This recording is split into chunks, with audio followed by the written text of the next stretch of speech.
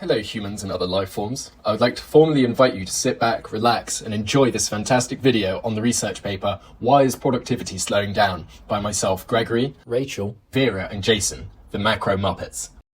This riveting paper by the Oxford Martin School examines the declining productivity over the past few decades in advanced economies and considers the factors contributing to this trend. I shall start by first examining the aims of the paper, subsequently the context, and finally reviewing the findings before I pass on to my colleagues. This paper examines the economies of France, Germany, Japan, the UK, and the US. In order to do so, the authors have reviewed and referenced existing literature on the subject. They have done so in both a quantitative and qualitative manner, expanding on the existing research they have referenced to provide a comprehensive overview on the issue. Now, let's consider the context of the matter. What is labour productivity? That is the question. Labour productivity is instrumental in economic growth and is effectively output per capita defined at time t, with the formula YT, that is, labour productivity, being equal to YT over L. The important thing is to understand that a slowdown in labour productivity leads to the growth rate of labour productivity becoming lower over time, as shown in the following slide where we consider the historical context. On this slide, we consider the historical context of productivity rates during the period under analysis, 1985 to the post-2005 period. It is clear to see how in all economies under examination, they have all experienced a steady net decline over the years. But after 2012, there have been a very slight recovery, which has been tied to technological transformation from the IT boom from 96 to 05. Overall, this paper finds a slowdown due to a combination of factors, but its main driver is due to lower contributions in total factor productivity and less capital deepening. The paper also finds that this slowdown is not exclusive to a particular industry, with the majority of sectors suffering this decline. I shall now pass on to my good friend Rachel to expand on the matter. The first part we're focusing on is a slowdown in capital deepening. What does a slowdown in capital deepening mean? It means decreasing the amount of capital per unit of labour. In this, we focus on the slowdown in investment. This can be broken down into two key areas, with structural or secular explanations on one hand and cyclical explanations on the other.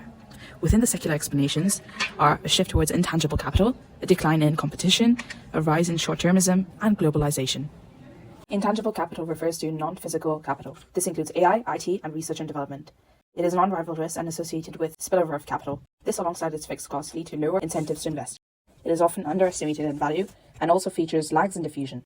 Moreover, intangibles account for a strong effect in countries such as the US and Japan. The decline in competition is also associated with low investment.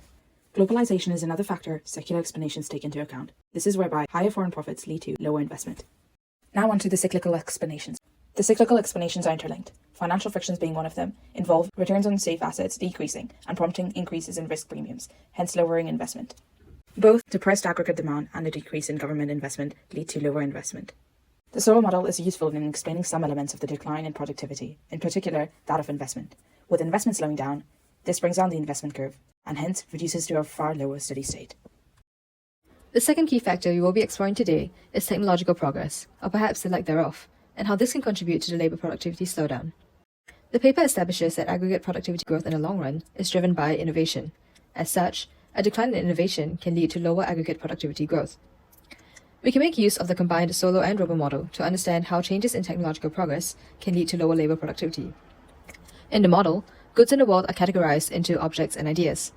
Because ideas are non-rivalrous, meaning that one person's use of an idea will not reduce the amount available to someone else, there are increasing returns to an idea once it has been produced. This notion of increasing returns is implied by the production function adopted in this paper, which, based on the growth accounting equation pictured here, says that output is a function of TFP, denoted by AT, physical capital, denoted by KT, and labour, denoted by HT. Assuming a Cobb-Douglas production function, this would be our production function in the combined Solo-Romo model. We see that the exponent of each factor is equal to 2, which is greater than 1, and multiplying inputs by a factor of lambda will increase output by a multiple greater than lambda. The increasing returns to scale for ideas and objects together is what creates sustained growth on a balanced growth path in the long run.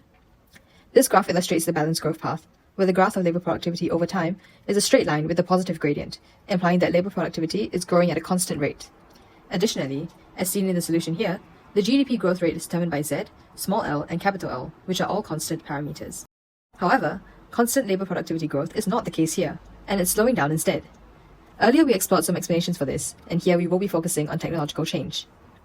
The paper highlights how research productivity has been declining since 2005, and there is empirical evidence for this. Firstly, Grillitch's 1994 finds that the number of patents per researcher in the US has been decreasing, even though expenditure on research has increased. Secondly, the age at which inventors and scientists made their most significant contributions has been increasing. This means that the research productivity parameter Z, that measures how efficient researchers are in producing ideas, is no longer held constant, but is decreasing instead. Lower Z means GY decreases over time, meaning that growth in labor productivity slows down. This can be illustrated through the solution of the solar rover model and a graph. Since GY is lower, YT decreases, and the economy's new balanced growth path is lower at B1. Since the economy is now operating above the new balanced growth path, in the short run, labor productivity gets slower. However, this model doesn't explain why the slowdown in labor productivity is persistent over time. In the solar rover model, as the economy moves towards the new balanced growth path, we will expect labor productivity to grow slower until it reaches the new balanced growth path, after which it will continue to grow at a constant rate, i.e. along a straight line. Growth will continue to be sustained in the long run, though with a lower output per capita. However, in the real world, data tells us that growth in labor productivity is not showing signs of leveling, and is still getting slower. Why might this be the case?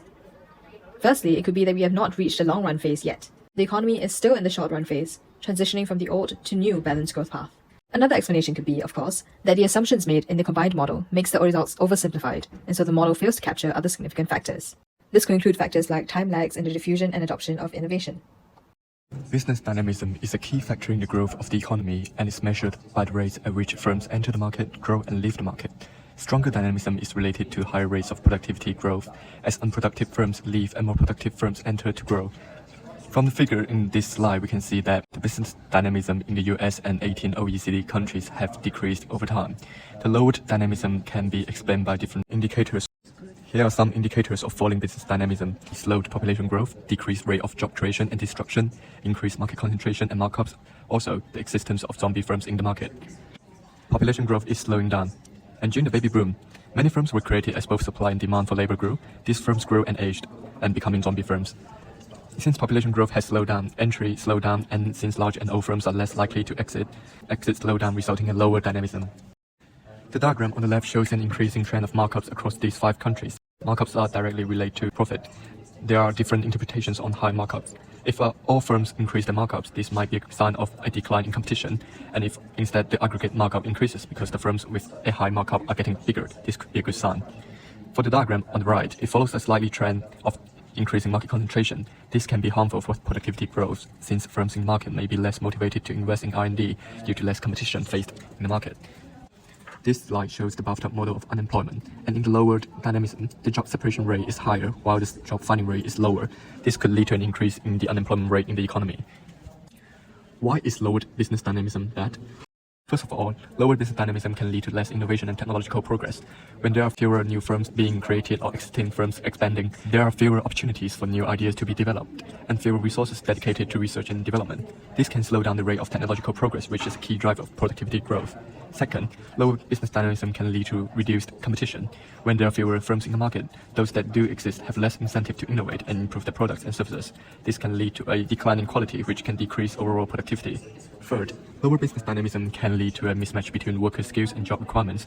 When businesses are not expanding, there may be fewer opportunities for workers to learn new skills or gain experience. This can lead to a mismatch between the skills workers and the skills that are in demand, which can decrease productivity. Overall, business dynamism is important for promoting innovation, competition, and efficient allocation of resources in the economy. When business dynamism is low, the productivity growth can suffer, thus slowing down the productivity. We will now briefly highlight some of the limitations we have identified in the research paper. Firstly, the growth accounting equation seen here implies that a change in any one factor is independent from a change in the other factors, and so a fall in TFP, for example, will directly lead to a fall in labor productivity. However, these factors are actually highly interdependent. In reality, a fall in TFP may lead to a decrease in physical capital as well. Growth accounting fails to account for this overlap, and hence, the projected change in labor productivity may be underestimated. Secondly, explanations for the slowdown were considered in a rather general sense and did not focus very much on the unique experiences of individual economies. For instance, there was limited consideration for why lower capital deepening was the main contributor to the slowdown in Japan, while for France it was TFP. To sum up, in this video, we summarized the main points of the research paper by Golden et al. On why labor productivity is slowing down. We highlighted how the underlying aim of the research was to explain the reasons for this trend, and how they gathered and evaluated existing literature in order to produce a credible explanation.